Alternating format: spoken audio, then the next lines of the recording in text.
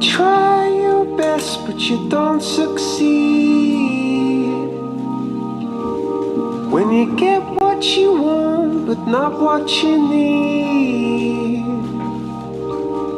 when you feel so tired but you can't sleep, stuck in reverse,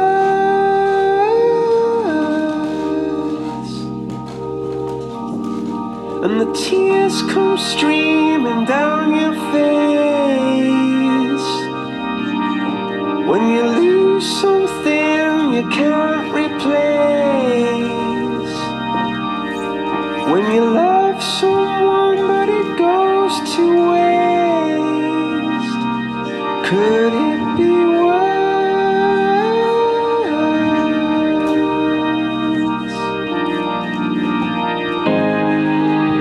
Lights will guide you home and ignite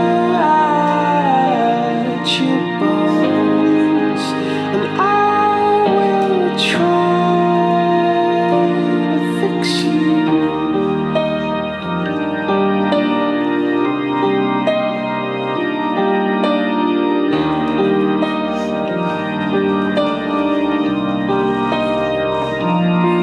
And high up above or down below, when you're too in love to let it go, but if you never try you'll never know just what you were.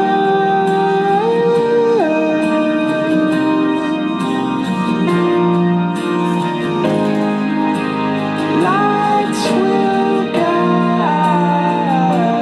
you home and ignite your bones, and I will try to fix you.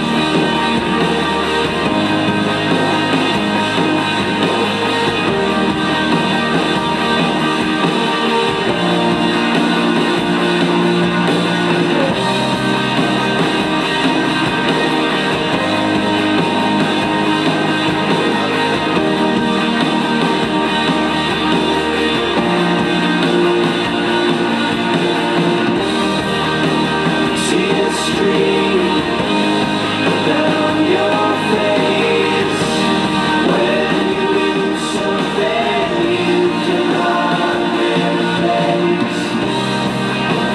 Tears stream down your face, and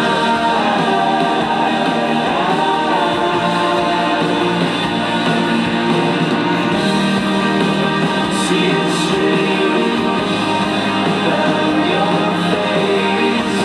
I promise you I'll learn from your mistakes. Tears stream down your face, and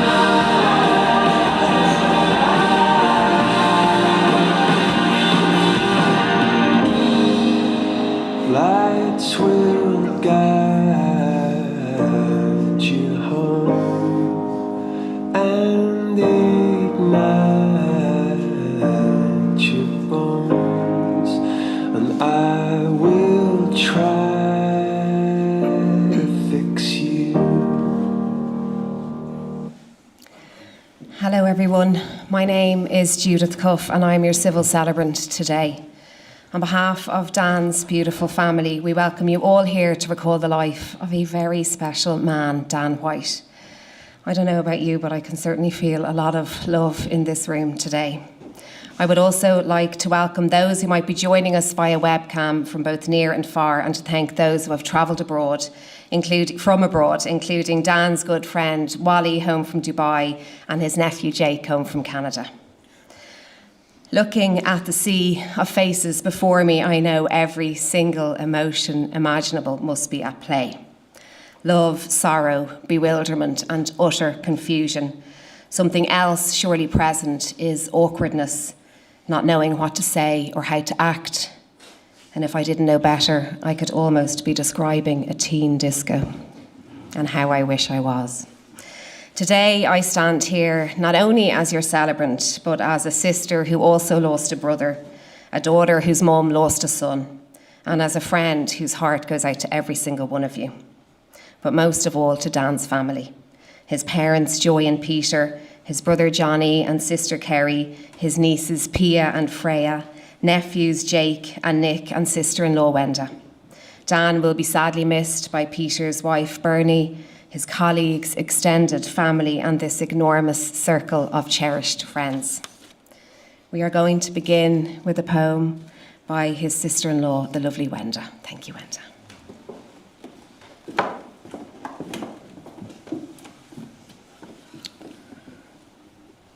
One at rest, anonymous. Think of me as one at rest, for me you should not weep. I have no pain, no troubled thoughts, for I am just asleep. The living thinking me that was is now forever still, and life goes on without me now, as time forever will. If your heart is heavy now, because I have gone away, dwell not long upon it, friend, for none of us can stay. Those of you who liked me, I sincerely thank you all, and those of you who love me, I thank you most of all. In my fleeting lifespan, as time went rushing by, I found some time to hesitate, to laugh, to love, to cry. Matters it now, if time began, if time will ever cease? I was here, I used it all, and now I'm at peace.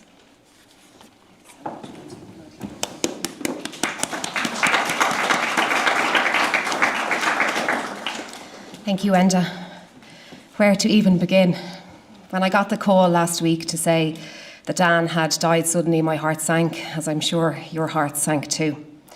And while I was truly honoured to be thought of, I was also daunted by the task ahead, because Dan's passing is not run of the mill.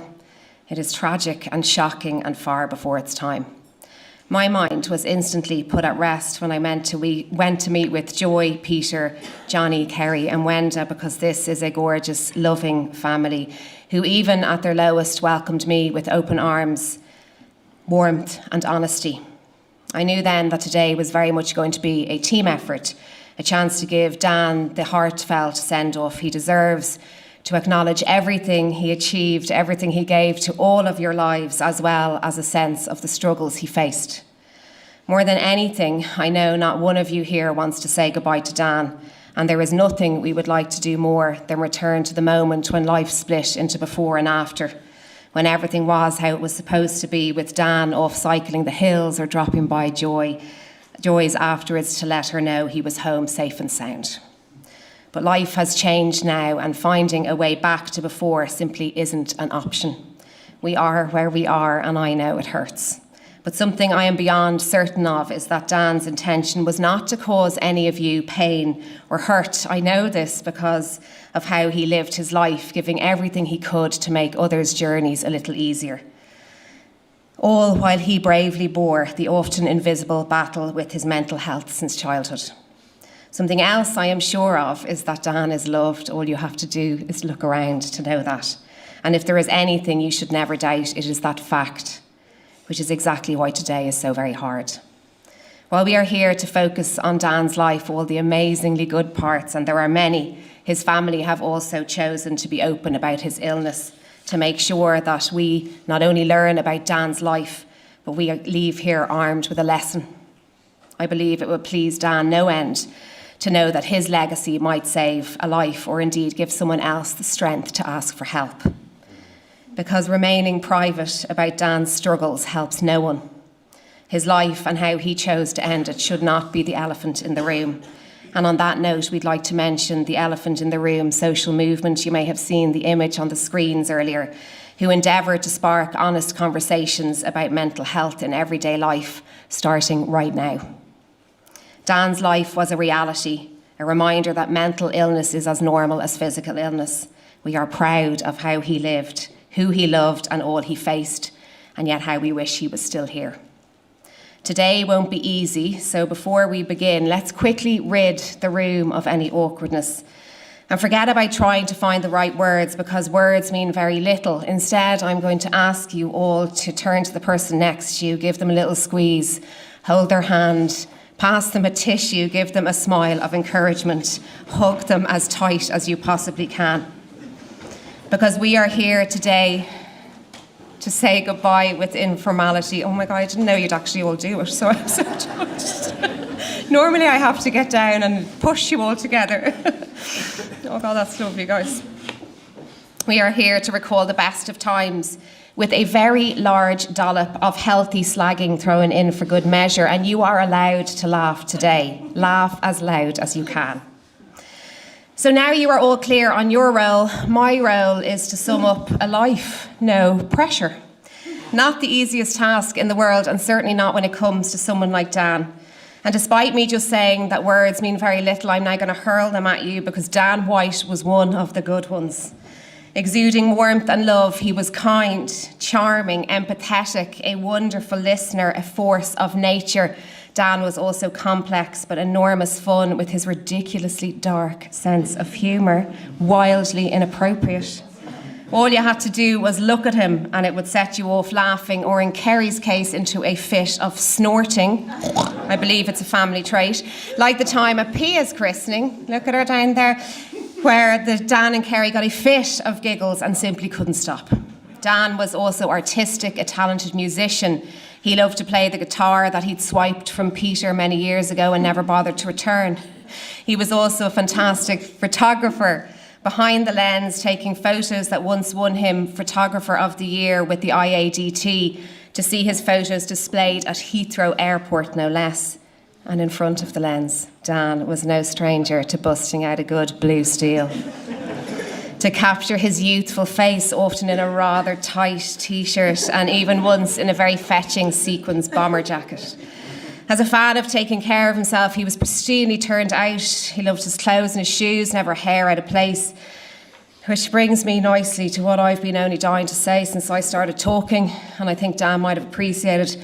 Dan White was off the charts handsome. That's not the initial word I used when I first saw his picture. I'll let them tell you that later, but it begins with OR, it ends with E, and it has an ID in the middle. So much so that when Wenda sent me his photo the other day, my husband had to tell me to stop going on about how good-looking Dan was. Sadly, I was later informed that at 47, which is young, right, I would have been considered far too old for Dan. The cheek. Yes, he liked his ladies a little younger, but he had the looks, the body and the demeanour of someone that didn't quite match his 53 years, and why not? A fitness fanatic, his favourite pastime was mountain biking, the dangerous stuff, as he liked to say himself, often found up Jouse or Ballinasloe or biking with his friends from Hush. But he was also a skier, and just weeks ago completed his first half marathon in Dublin, which he'd been training for right around the time he began to feel unwell, which highlights exactly how much he was still trying to get himself better. I took to R.I.P. the other night and I read some of the comments from some of his training buddies with the running team he was with, and they adored him. You know, one of the major cruxes of this job is not getting to meet the people whose lives I help to celebrate. The best part is getting to know you guys and to get to know Dan through you. It never fails to surprise me what I can learn about a person. But oddly, and I stand by this, it is never the chronological order of our lives, it is never our careers, how much we earned, it is the little things that mean the most. Like how Dan was the life and soul of family gatherings, how he was the very best at helping to tidy up at Christmas dinner while Johnny, his brother, was absolutely nowhere to be seen. Where was he? Where was Johnny? And then there was, this is my favourite one, which I've already decided to steal, how he'd love to torment his niece Pia by pretending he'd given money to charity on her behalf instead of buying her a present, like classic. Then there was how he loved nature and birds and knew all the dogs where he lived, some of which would stand waving up, some of which would stand looking up at his apartment window, waiting for him to wave hello. And it's funny because there was always women on the end of those leads. Morning, Dan. But mostly how Dan will always be Joy's beautiful youngest boy. Which brings me to you, Joy. She and Dan were very close, so much so that finding the right words to describe your relationship is futile because it was beyond special. It is every mother's dream. As a baby, Joy told me that of all her children, Dan was the easiest. A golden boy whose skin literally turned golden in the sun. Joy was also his greatest cheerleader, perhaps the only person with whom he felt comfortable enough to completely remove his mask. Living together until Dan was 46, I have to say that was a big cross against him. But there were a couple of stints in us. This is like a dating game, isn't it? There was a couple of stints in Australia along the way, so we'll give him that. Joy joked that Dan was like Jesus living with his mother, greatly helped by the fact that for a spell Dan had the most beautiful shoulder-length Jesus hair I have ever seen. When Dan met the lovely Miriam, and they moved to Shankill, it wasn't long before Joy moved into the block next door. Dan often described his home as his sanctuary, and I imagine having his beloved mum close by literally brought Dan great joy. That was my favourite pun of all. But there was never any shortage of love and support for Dan, with family and the many friends he accrued throughout his journey, first from Claremont Pines. I've already been talking to some of them. The family home that Dan adored, where at 12 years old, Dan borrowed his granddad's Morris Minor and took 3 of his pals for a little drive up the road. Fair play. From school in Kiltiernan, followed by Wesley, wherever he went, charming Dan picked up friends along the way, friends that he cherished, and I know you cherished him back. He was also fantastic with women, as a wonderful listener and a friendly ear.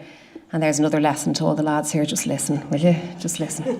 For several years, Dan was also a teacher. It was a huge part of his life, and he was much loved by his many students. I was blown away when I heard that Dan's latest role was with the HSE as an employment specialist, aiding those with mental health issues return to work, which sounded ideal for a man who gave so much to others without ever wanting to burden anyone in return. And to be honest, lads, that's where my jokes run out, because this is where my job gets real tricky, because if there aren't enough words to describe Dan's life, there are less, if any, to articulate your worst nightmare becoming a reality. So what do I tell you? I could so easily stand here and regurgitate standard verse written to make sense of other people's deaths, but instead I'd like to say this.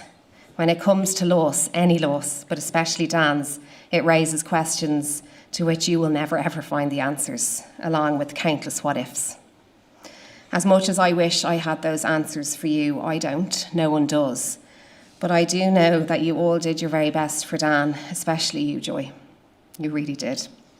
If love could have saved him, he would still be here with you. Something I stand by is that the greatest act of love, is always acceptance. While we may not champion Dan's final decision, we can attempt to accept it, but most of all to envisage him at peace. I know how much you would all love to reverse time, to have even one more minute with him, but there is no way back, as much as I wish there was, only forward, and the chance to do everything we can to ensure that this never happens again. In Dan's honour, we drive forward together, knowing it is absolutely okay not to feel okay, and it is absolutely okay to ask for help and to reach out. That is Dan White's legacy, and it is a really powerful one. But right now, let us focus on how he lived with kindness, fun, love, immense empathy, one of the nicest faces I have ever seen, as we give thanks for everything he was and always will be. And on that note, please raise the roof for Dan White.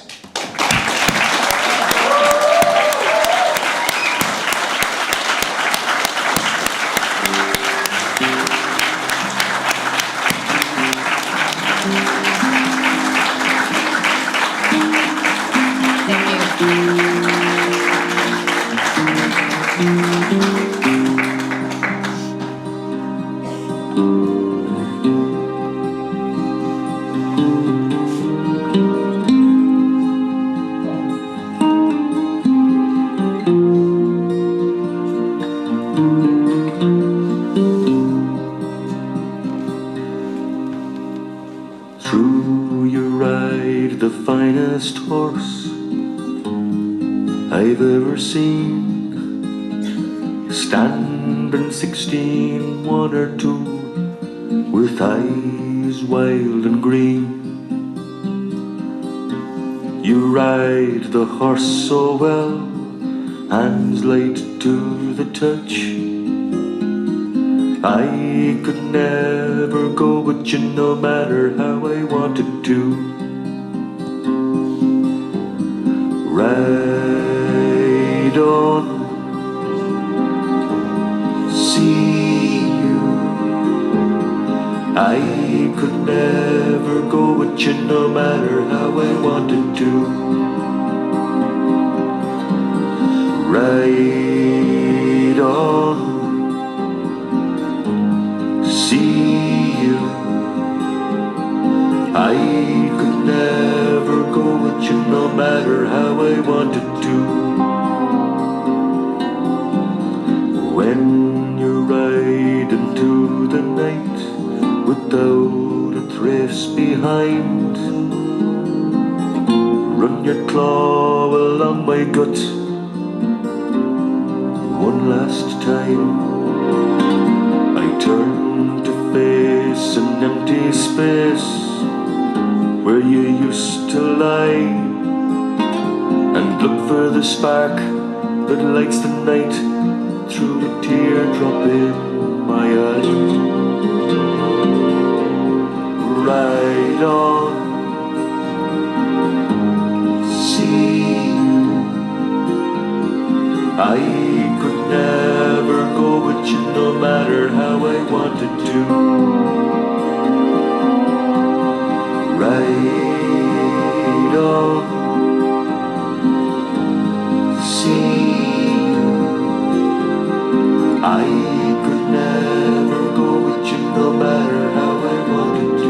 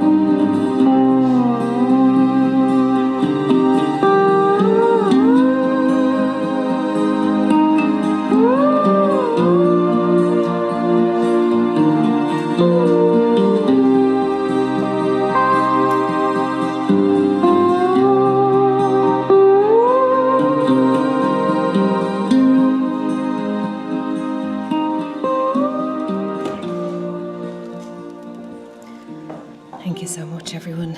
We now have Dan's friend Dara. Where's Dara? There you are. Who's going to read us a really lovely poem. I had it printed out from, but he told me I didn't have it in big enough writing. Is that okay? Yeah. I think I'll use You this use just your in own. case.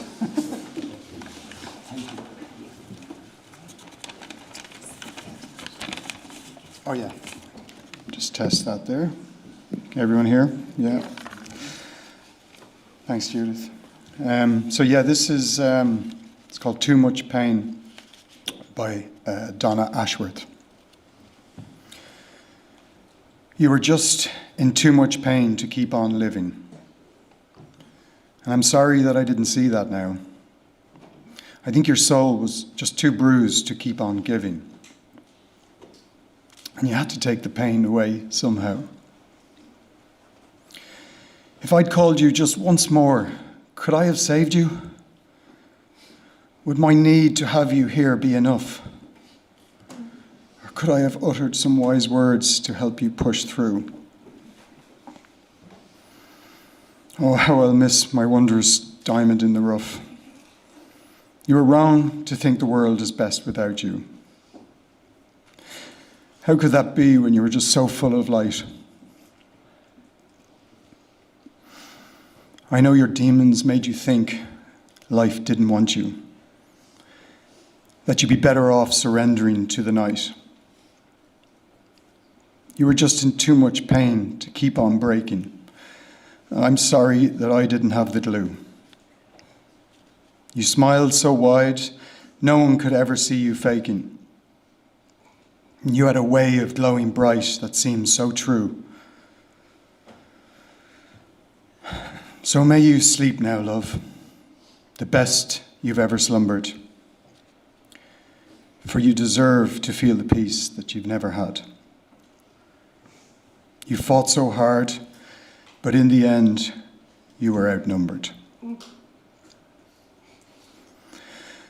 You feel no pain now, and for that, at least, I'm glad. So long, Dan. See you down the trails.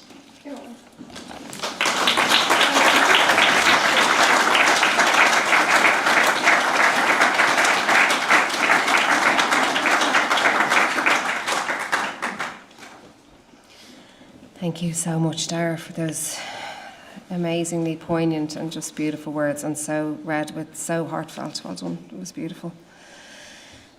It is always music to my ears when there are so many people willing to stand and speak on a person's behalf.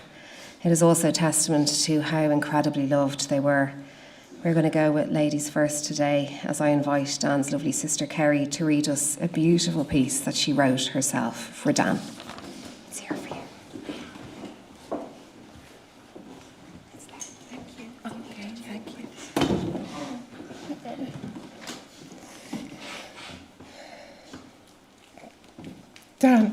Dan, if you could feel just a fraction of the love here today, would we be here? If you could have seen yourself like all who knew you and loved you, if you could have held on just a little bit longer, maybe we could have done more. Maybe we missed some signs. Maybe we should have been stronger, taken charge. Would you live another day or more? So many questions. Oh, Dan, there is already a huge void where you should be. Your strong arms and loving hugs will be missed. Your Dan humour will be missed. Your listening ears and presence will be missed. You are missed. If only you were here. Now, forever young and strong, you're free to fly high. Go as fast as you want. Be safe, Dan. And we love you, Dan.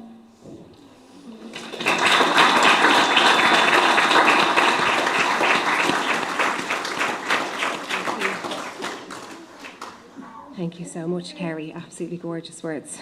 I am now delighted to ask Dan's dad, Peter. Peter, are you ready to come up? Is that okay? To say some words. Thank you.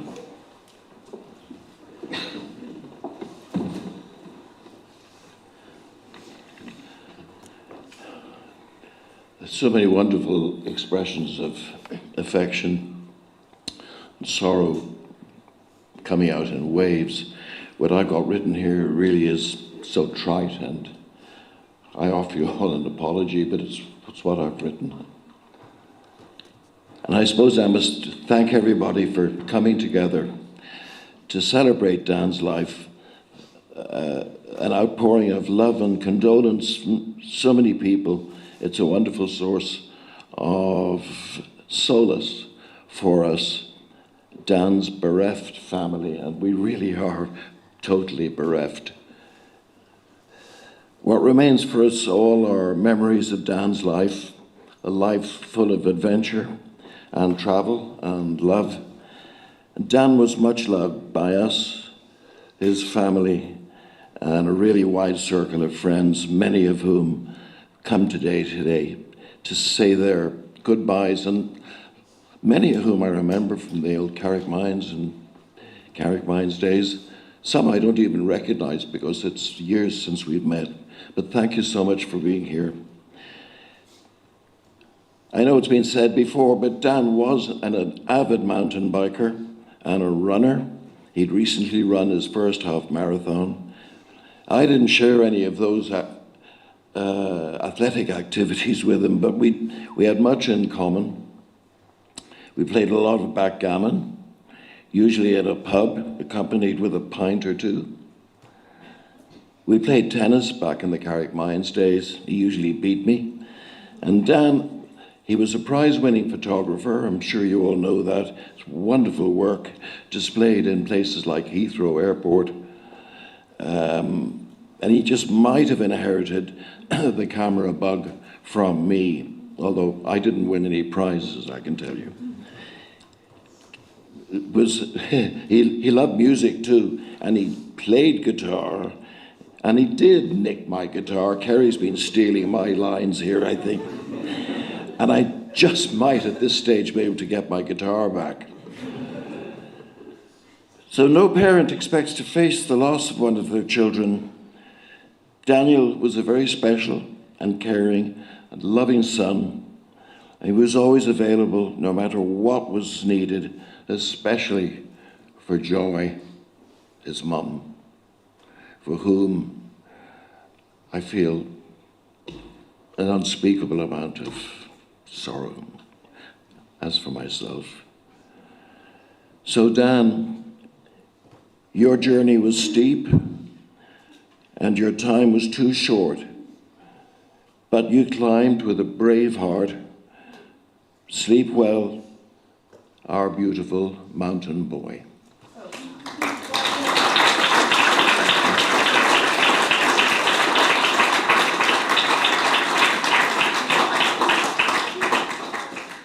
Thank you so much, Peter, again. Such beautiful, heartfelt words.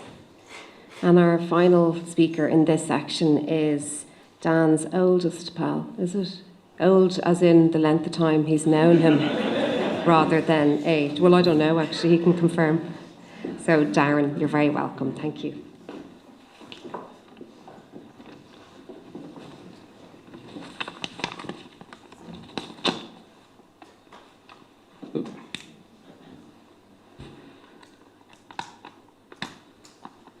Son definitely infected me with some of his humour, and hopefully we'll get a little bit more of that coming through in this here.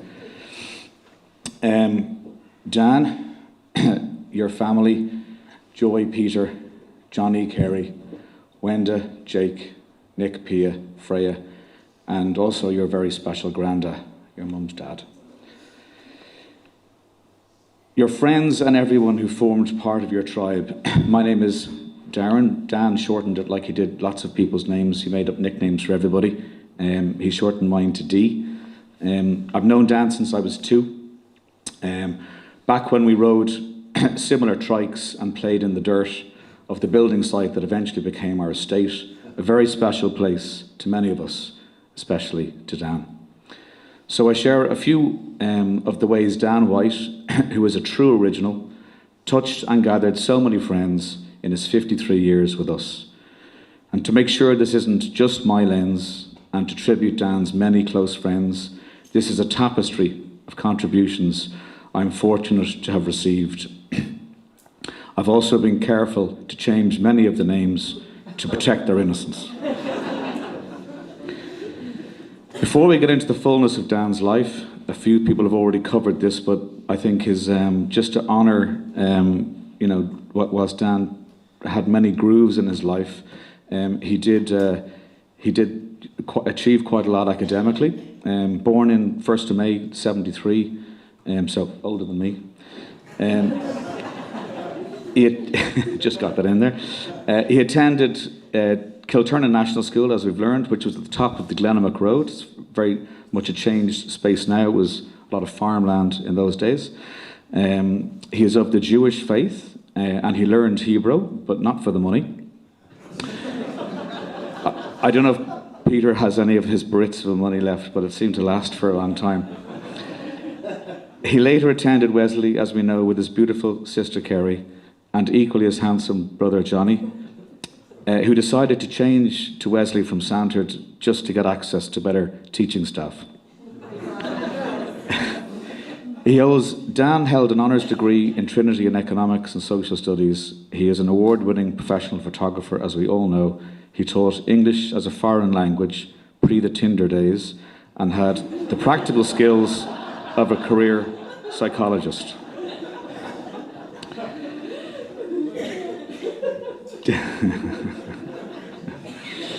Sorry, Mary. It was all just practice for you. Dan's tribe started in the White's Den, and what an amazingly special place that one. Number 2, Claremont Pines, Lachine. What amazing memories. It was a warm snug off the kitchen. Our house was 2 doors down. It was a garage, but from memory, you guys converted that into a beautiful snug.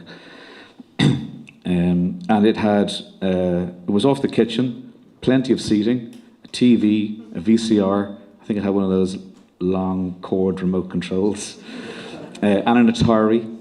And a spiral staircase up to Peter's office, which we certainly weren't supposed to be in. I just heard that it had a 48K Spectrum and a CB radio.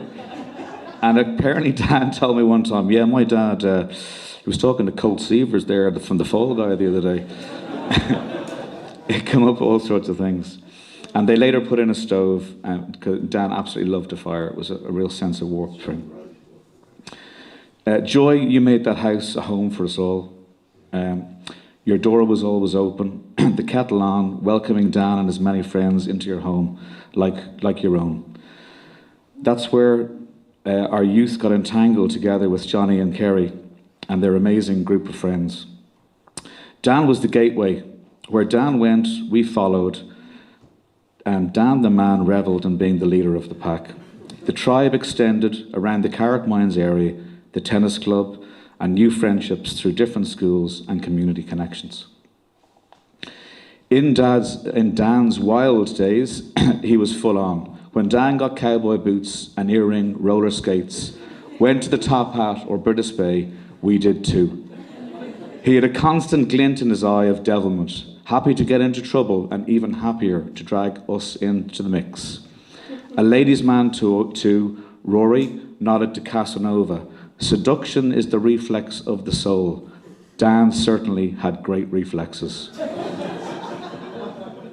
Pumping up the jam in Hollywood nights at 16 after a trip to the Savoy on a Sunday. I'm not sure our parents know that. Just a late night movie. He was also fiercely competitive. Jeff remembered cycling to Wesley. If anyone passed Dan, he'd hunt them down. They'd arrive at first class with skirts stuck to their backs. And boy, did he love to go fast. In a car, on a bike, or on skis. To Dan, every ski one was the same. Black just meant faster. It wasn't a warning. Most of us were happy to arrive safely down to the bottom, but Dan always wanted to do it again. I'm sure it was the same on the bikes too. Dan didn't share his sweets much when he was growing up. But Jason reminded me that he shared the things that mattered through music. Many a Saturday, they'd head to HMV for their record of the week. Their ritual was to buy each other's favourite track, taking the 63 bus home before trading. U2 for Prince, Guns N' Roses for Bon Jovi, or around Christmas, MC Hammer for Snap. It was an adolescent way of saying in Ireland, I love you, pal, friends for life. Dan also played music, as we know, and was an accomplished guitar player. He's got Peter to thank for that, I think. And Mike Neal, I think, also was a good man for showing him a few things, probably called riffs or something like that. And Ride On, the song played, was one Dan absolutely adored by Christian Moore, and Hotel California, which we might hear something of a bit later from Jeff. And we loved to play those. We had a jamming band. We weren't ever playing in front of everybody, but you loved it.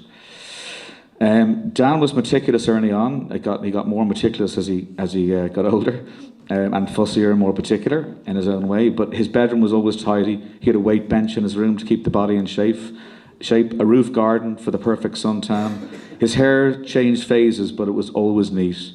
And for the girls lucky to enter his bedroom, he had a secret compilation of mixed love tapes. And wait for it, they were allowed to pick from the list. He was a man of silk boxer shorts, occasional sunbeds, and constant hydration. He used to regularly wear a camel pack on his back and just... It was Patagonia gear for whatever adventure came next: a bike, a ride, a run, a hike, a pint, or a long chat by the fire into the night. Dan was actually very studious. He scored high points in his leaving while attending Wesley. He also received the most Valentine cards of any pupil. Genuinely, I used to go on Valentine's Day up to Dan's, but like, oh my God, you got 10, 11, 12 cards. It's just unbelievable. That's probably just because it was a mixed school, right? He was, okay, Patagonia gear for the adventure came next year, Yeah, there we go. He also received postmail. He loved science, but according to Joy, was corrupted. You told me this the other day. Apparently was corrupted by his pals into trying his hand at being a yuppie. So he actually had ample points, Dan, and he chose to do best. And I keep hearing you saying he should have done science. But he stuck with best and got through it and made great pals in Trinity. Then came a short spell in recruitment, was pretty short. He aimed to make a fortune. I remember him telling me, I'm going to make a fortune, I'm going to buy a sports car, but after a few hours he confirmed what he suspected. He absolutely hated corporate life. So he decided to follow brother Johnny, who had a great time in Australia, and off he went. Photographs, sunshine, long hair, Byron Bay. Hippie yoga Dan had emerged, driven by that same relentlessness, always after the next thing, looking to find his groove. Dublin called him home. His pack was building families, and Dan adored being part of it. He loved kids. Dan just absolutely loved kids. He was always eager to hear what his nieces, nephews, and friends' children were up to, and he always recognised each one's character. He had a patience for it, and it came with a deep sincerity. His tapes and films was famously dubious. Sci-fi and B-movie horror. Wall remembers Dan taking him into the cinema once, keeping the plot a secret. Oh, come on, Wall, just go along. 15 minutes into Brokeback Mountain, two cowboys started making out and Wall felt incredibly uncomfortable. Dan was also known to putting his hand on your lap as the music dropped in the movies. He didn't do it in this one, that might have been a bit too much. Dan was next to him laughing at his absolute silk boxer shorts off, and he knew exactly what he was doing. Then came Dan's biking days. It began speaking to Dara. Where are you, Dara? Yeah, your poem was lovely. It began in the craft fair where Dan was trying to figure out, I think, how to sell photography, you mentioned. And from meeting Dara, he managed to segue from a stall in the RDS craft into mountain biking. And the bike became a major groove for Dan, an absolute, like a lifeline, actually. And the crew was second tribe out of, as Judith mentioned, Ticknock, Ballinstow, and his absolute fave, I believe, was Hush in Wicklow. While the others rode hardtails, Dan researched and bought a brand new full suspension bike called a Sus bike. A year later, every one of the boys had the same. So when Dan got the bike, so did we. Out there, he was truly himself, out front, waiting at the top with a grin, making sure everyone made it down. He also found a good groove in teaching English and was wonderful at it. It put him in front of people where he came alive. And eventually, as we've heard too, that led to a professional career in helping people return to work who had suffered from usually some kind of mental breakdown. Generously giving his time and again reconfirming that that's a big part of his legacy. He was a very, very compassionate man.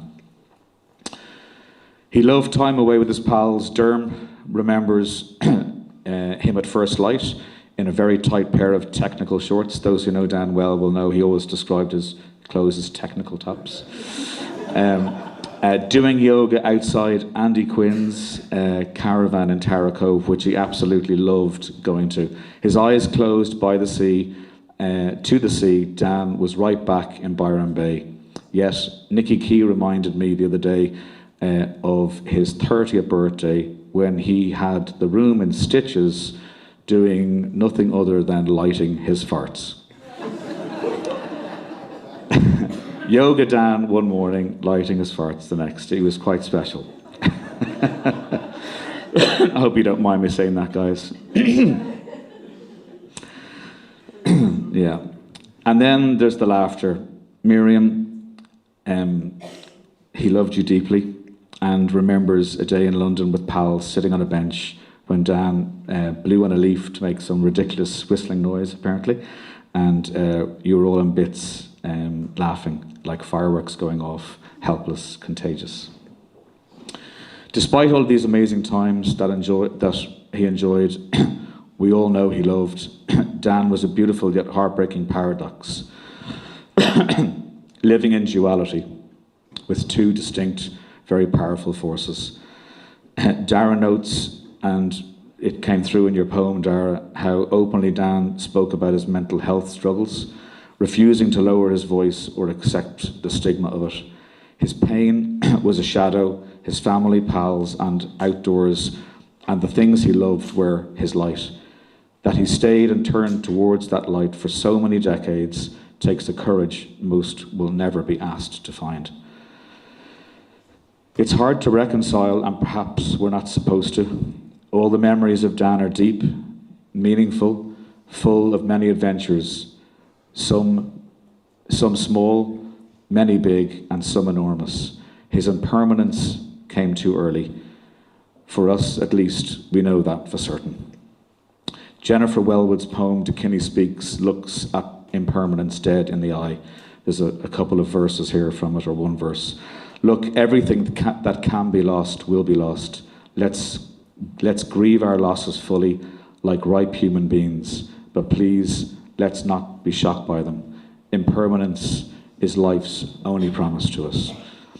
This is the true ride, and let's give ourselves to it. Dan gave himself to the ride. The black run, the mountain trail, the wild of it all. We honour him now by giving ourselves back to the ride that he loved. We don't live in tribes anymore. We, for the most part, scatter behind separate doors, but Dan would have lived with his people all the time. Doors always open, if that was the way.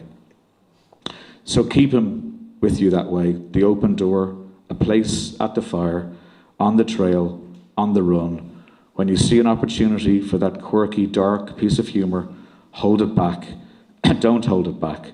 Say it or laugh to yourself. Go to the movies, walk more with pals, say hello to all dogs, get down to their level like Dan did and let them lick your face.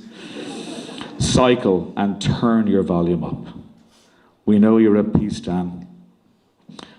Free of pain and stress, knowing how deeply you are loved. As Ben said, Dan, my old buddy, I'm going to miss you so much. There's going to be a Dan-sized hole in all our lives now. I'm going to miss you deeply, Dan. Your absolutely amazing big bear hug hellos and goodbyes, and your words every single time we met was, love you, buddy. And I love you too, Dan. Sleep well, our friend, our son, our brother, our uncle, our teacher, our counsel, our true original. Where you go, Dan, we will follow.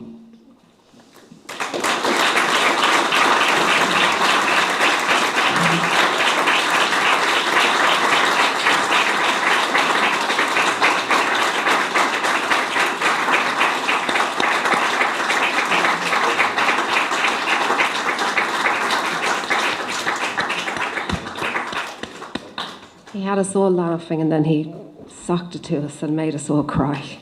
Thank you so much, Darren. Those words were truly amazing. I have but one question. Are silk boxer shorts considered technical wear?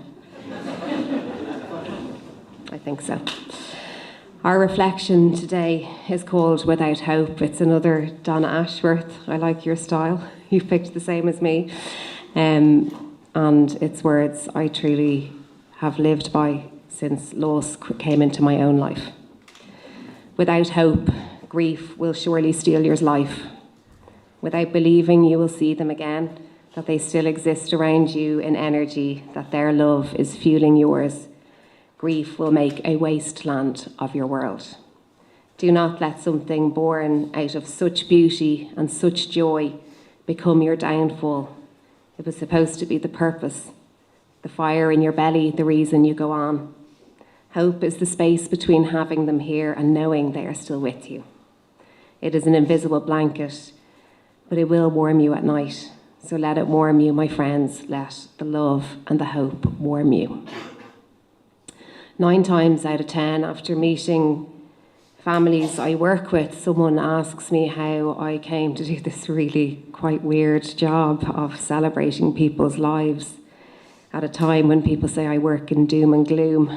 And what I always reply is that this is the role that I have found the most life in that I've ever worked in. I also do it because I too have lost people that I loved, and twice in my life I have sat in that dreaded front row like you guys are today, wondering if this is actually happening, like an out-of-body experience here but not here, and not quite sure what happens after the final song plays. Because losing someone we love is not just about that person, it is about the version of us that goes with them.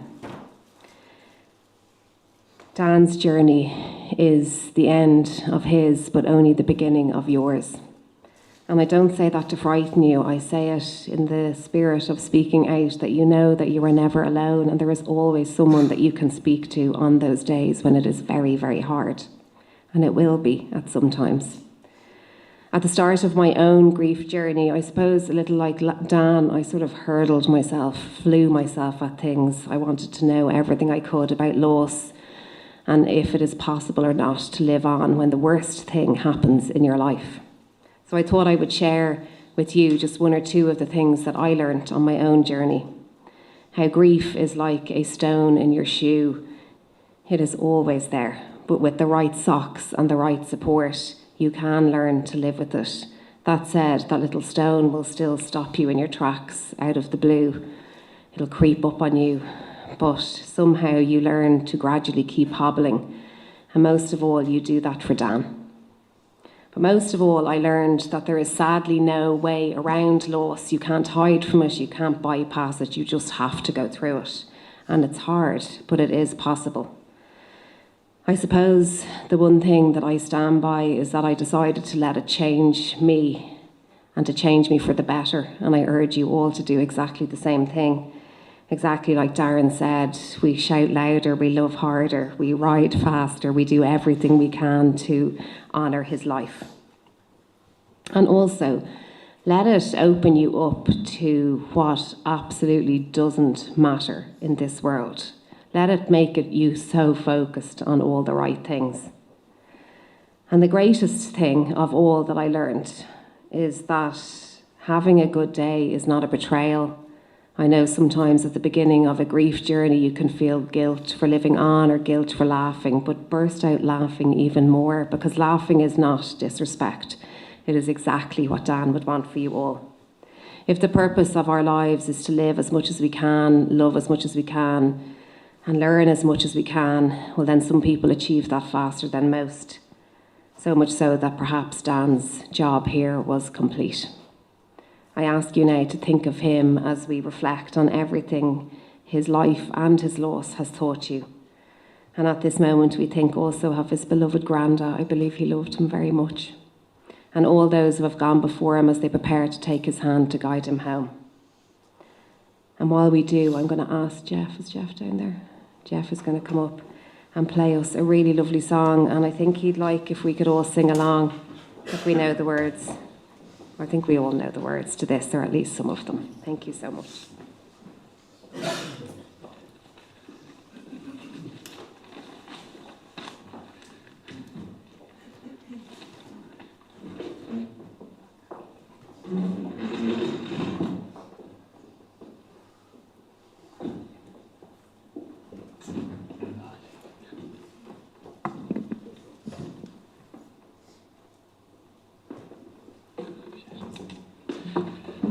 Okay, guys, I'm going to sing Hotel California. I was asked to play, and I know that he loved this song. We think it's because the only one he ever played in front of us, but he loved it. When I was asked to play it earlier in the week, I laughed in my head. I went, oh no, guys, he loved Wonderwall. No, he didn't. Just my own personal thoughts. I'm devastated at the moment, as we all are. I hope in my heart that just before the end he found some peace that he was looking for so badly while suffering. That's my little bit of consolation. If he was also here after this song was sung, and please help me because I'm going to make a complete pause of it, he'd be quick to say I was pretty shit. Okay. I'll try, guys. I'll try. Jesus, I'm nervous.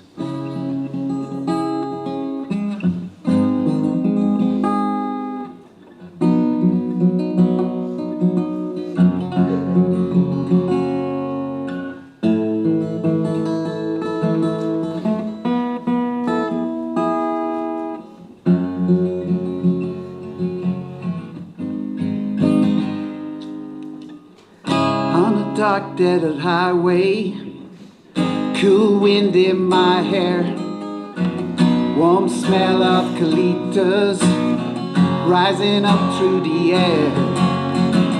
Up ahead in the distance, I saw a shimmering light. My head grew heavy and my sight grew dim.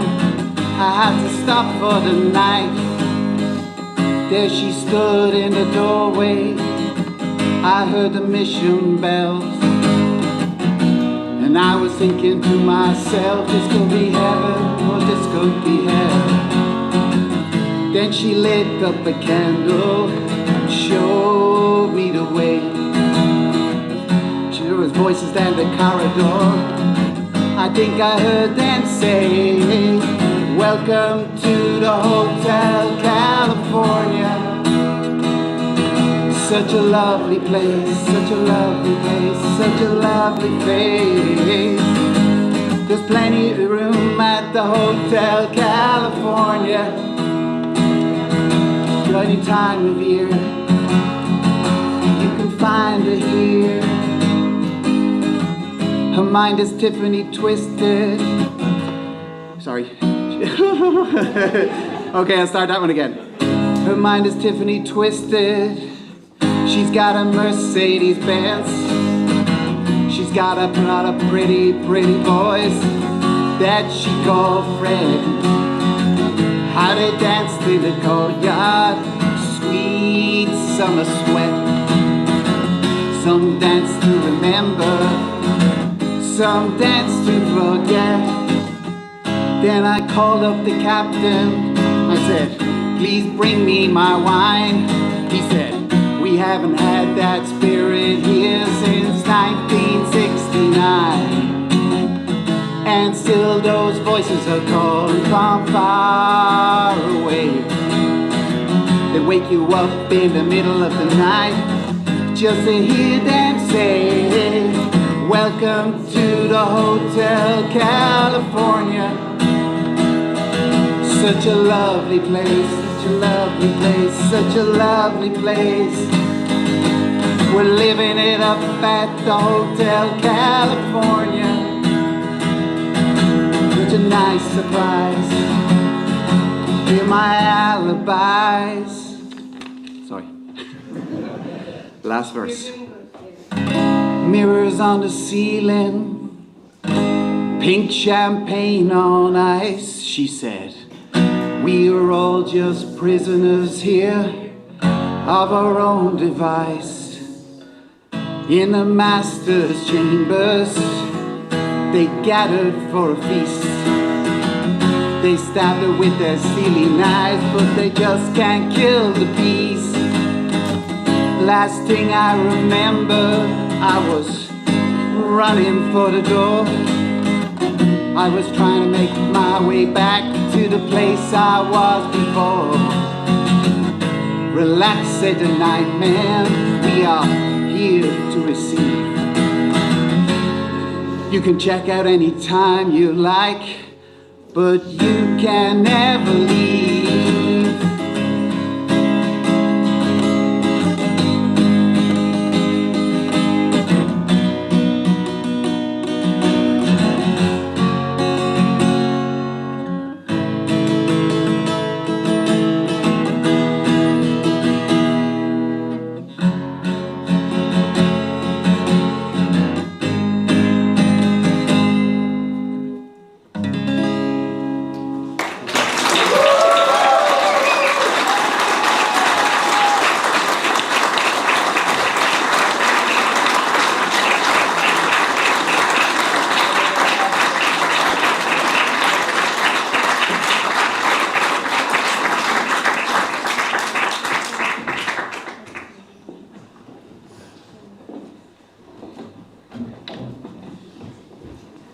Look at him pretending he wasn't going to be any good. Yeah. We know that was absolutely... Do you know what? Standing up here and talking is hard enough. Standing up here and singing is impossible. Like, absolute kudos. You're a rock star. Well done. Good morning, class.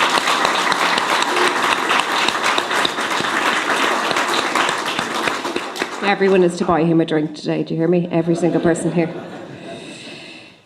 Our final speaker, are you ready, Johnny? Is the big bro. Finally, we found him. The Christmas cleaning is done. And I know this isn't going to be easy, but you're going to do a great job, so you're very welcome.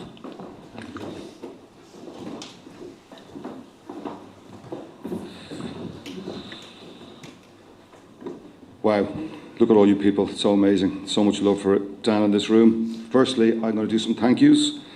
I want to firstly thank my mum's neighbours who came to her aid last Friday morning. She stood out in that courtyard screaming, wondering what was going on, not knowing what the story was with Dan. And I want to say a very special thank you to 3 people, particularly Cara, Sanket and Petra. What they did for my mum was just so brave and selfless, and I'll never forget what they've done. So thank you.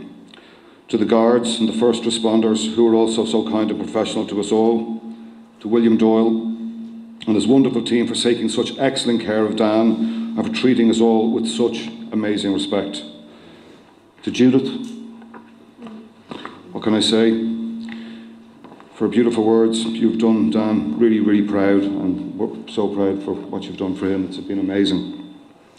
And mostly to all of you people, your messages of support, the outpourings of love by text from RIP.ie and social media. There were food drops to the house from Mum, there were Bailey's drops, there were wine drops, there was just so much coming to the house, so all you people were so amazing. The list goes on. This has been the only thing, the support that you people have shown us, it's got us through this last week. How we're going to go on from here, I don't know, but it's just amazing. The support has been so truly fantastic.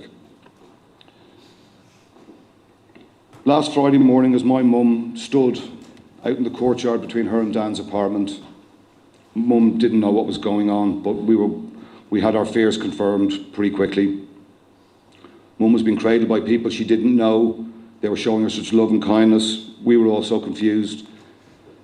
She sat on a bench with people around her, and out of nowhere, from the direction of Dan's apartment, this little tiny baby bird, it had just fledged, it had flown out of its nest. It flew straight at Mum's head. It buzzed around her head a few times, landed on her shoulder, fell to the ground, looked around and jumped straight back up and flew straight back onto my mum's shoulder. We firmly believe, and we did at that time, that was Dan telling us that he was good, he was gone, he was free from all the problems and troubles that he'd been having. So that was the first thing that happened to us, and that was just something that my mum has held on to since last Friday. It was an amazing thing. So a little poem to go with that. A little bird told me you're living the dream, content in the new world you found, free as a fledgling, emerged from the nest, flying so high above ground. Dan was my younger brother. Unfortunately for me, he was a lot more handsome. He was considerably brainier, and he was a much faster mountain biker, and he was obviously a super popular guy with all you people from all walks of his life being here from so long back. I'm going to miss him so terribly. My sister is going to miss him so terribly. We're all going to miss him so terribly. We're going to miss all the things I'm going to miss all the things that have already been described today. So many amazing words from Dee and Judith and everybody else here, people coming in and shaking our hands and just talking to us. It's been amazing. I'm going to miss his sense of humour. I'm going to miss his ability to put people at ease. Wenda, my wife, is going to miss his cleaning up skills after dinner. The list goes on and on. But the most thing I'm going to miss most is watching him with his nieces and nephews. The laughs they had, the tricks they had played on them over the years. Pia, testament. I'm going to give Pia another mention now because She got the last laugh there on Thursday night. We were down in the funeral home saying our goodbyes as a family group, and it was all really sad and everyone was just shattered. And Pia's standing there looking at Dan's face and profile when she suddenly announces, "I didn't realise he had such a receding hairline." He's always been so much taller than me, and I could never see this part of his head. Oh, how we laughed. Oh, how we laughed. Jake, Nick, Pia, Freya, I hope you guys all cherish the memories that you have of Dan and you remember him for your lives. He was such an amazing guy and he touched your lives so much. You were such a big part of his life. When we lost Dan last Friday, we were so gutted. A special individual, one of a kind, energetic, caring, empathic, loving guy. He kept good care of himself. He always looked after himself. He looked great. He dressed well, which is going to give me a really nice wardrobe of really, really fancy Patagonia clothes now from next week. So I'm really looking forward to getting my wardrobe sorted now, Dan. Thank you for that. He cared for his bike and other belongings. We used to laugh when we went for a cycle, and I'm sure as the biking buddies here today will testament to this, that he took an extra hour before a cycle and an extra hour after a cycle so he could get himself ready, and then when he came back he could clean his bike and get it ready so he wouldn't dirty his car when he put everything back in there. So we always had to allow that extra time. So I don't really have a lot more to say. Like, everything has been said. You guys have been amazing. You've been such support to us. There's not really more I can add about Dan. It's all been said. We've been so happy to hear so many stories from so many people from so far and wide, from so many different stages in Daniel's life. And even though I don't know you all, or we don't know you all as a family personally yet, I'm sure we will, because of connections, and the connections that Dan has made between us all and you all. Some of you knew him in one job, or you didn't know him another, and now everyone has come together and we're all connecting. These are Dan's connections. Dan is making us connect. He has brought families together. My son has come from Canada. So many people have travelled from far and wide to be here. He's reunited old friends. New friendships have been forged. New connections made. And this is what we would love Dan's legacy to be. This, and that we ask people to reach out, talk to each other, pick up the phone, ask that person, are they really okay? Seek help, talk to each other. If just one person is saved or encouraged to seek help from Dan's passing, then his death won't have been in vain. And so many people here have been affected by it.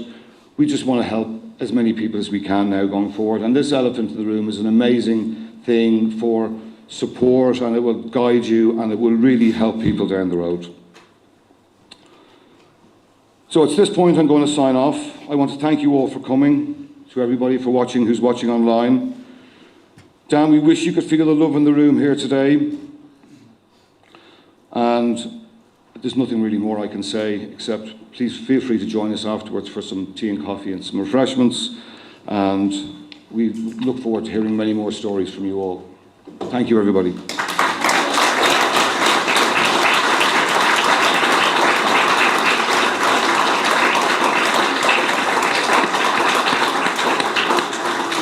Beautifully done. Thank you so much, Johnny. On behalf of Dan's family, thank you all once again for coming today to celebrate his life, and a huge thank you to all our amazing speakers, our rock star musician. He's still recovering. He was fantastic for painting us such a vibrant picture today. Loss, when you experience loss and when you go through it and when you see the humanity that it creates. You guys were telling me, the people who have come, like, if we could live the way we do when we have lost someone we love this much, if that could continue, the world would be such an amazing place. And not that I love funerals, but it is what I see a lot in my role, and it is incredibly humbling, and it is a huge reminder of the very best thing in life, and that is people. On that note, I wanted to say a massive thank you to the Whites for allowing me to be a part of this day. It has meant so much. It is the funniest, warmest, saddest funeral I wanted to tell a really, really quick story if I could. I was remembering it last night. My brother died 3 years ago, and I don't know, I can't remember exactly when it was, but maybe about a year afterwards, I bumped into Wenda in Tesco's in Greystones. And I don't know whether she saw something in me that day, but I was really struggling, really, really struggling. And the next thing I knew, I was in a sound bath with her, lying on the ground with some really quite unusual person beside me telling me that I was the colour yellow and purple and pink and that I really needed to face my demons. Her name was Mary. I subsequently found myself in something that we call a Matsu therapy, where she was telling me that she was speaking to me through the mind of a Cherokee Indian. Whatever works. And I said that to Kerry the other night. You will go on the most undulating journey you have ever been on. It is going to be a roller coaster. But throughout the roller coaster, exactly like I said, I discovered a new version of myself. I discovered more friends, like people like Wenda, who came out of the blue and just were there to hoist me up when I needed it. Do that for each other. That's all I'm saying to you. I don't know everything, but I do know about loss, and the best way through is just to be buoyed up by people who, the most random of people sometimes, who will just make your day okay. Hang on to them. They have been sent to you directly. And now, before we bid farewell, I'd like to ask the nieces and nephews, Nick, Pia, Freya and Jake, to come up and place a rose on your beautiful uncle's coffin as a symbol of farewell.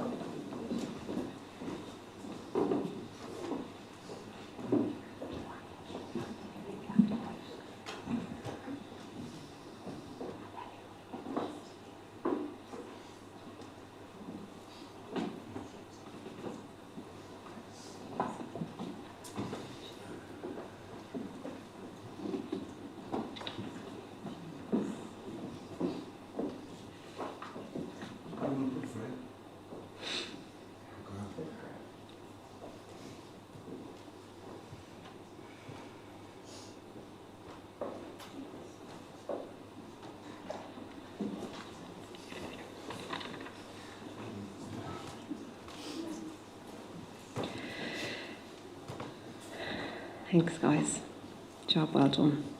Goodbyes are never easy, but when it comes to loss, I stand by hope is the most wonderful thing in the world. Today, in Dan's honour, we hope for better times ahead.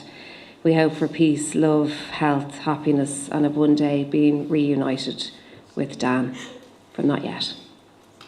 Something I am sure of is that when we leave this world, we go straight back into the minds and hearts of those who loved us most, and there we stay. In that way, death is the very opposite of leaving. Dan is more with you all than he ever was before, and he will always be there. In time, he will be the one telling you not to take life too seriously, for you have seen how fast it can end, to follow impossible dreams, to keep smiling, to make life count, to never wait, and to love with abandon. I now read you these final words. I could tell you to remember that grief was once love, and that if you stare at it long enough, you will see that it is love still. And perhaps you might find some comfort there. But maybe what you really need to hear right now is that grief hurts. And regardless of the love it was born from, we would wish it away every single minute of every single day. It's okay if you're not winning the battle against the pain all the time. It is not your burden to fight it every moment, but you deserve to feel peace again, and you deserve to feel free. So give today to the grief, but tomorrow maybe you can look for the love once more. If Dan White has taught us anything, let it be this. We are all loved and appreciated far more than any of us know. Lovely Dan, it is now time for us to say goodbye. Although none of us here want to see you go, we now must. Dan, you lived with an endeavouring sense of honour, love and kindness, and leave behind a legacy of memories that will survive for eternity. Keep speaking his name as often as you did during his life. That is how he will remain with us. Thank you for being you. Beautiful, Dan. I will cherish. I've had this in my hand the whole time and I will cherish it. The world is quite literally a better place because Dan was in it. Dan White, with love and gratitude, we now leave you in everlasting peace to fly forever free. And now for our final and beautiful final song. Thank you.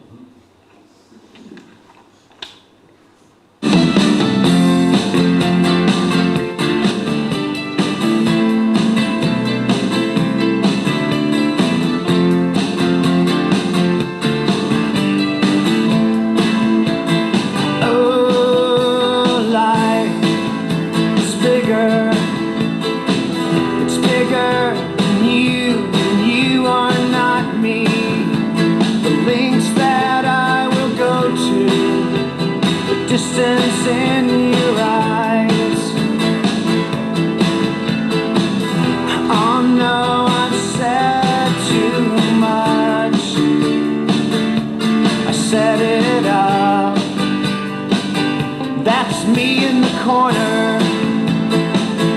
That's me in the spotlight, losing my religion, trying to keep up with you, and I don't know if I can do it. Oh no, I said too much. I haven't said enough. I thought that I heard you laughing. I thought that I heard you sing.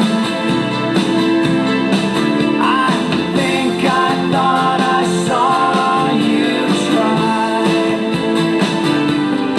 Every whisper, every waking hour, I'm choosing my confessions, trying to keep eye on you, like a hurt, lost and blind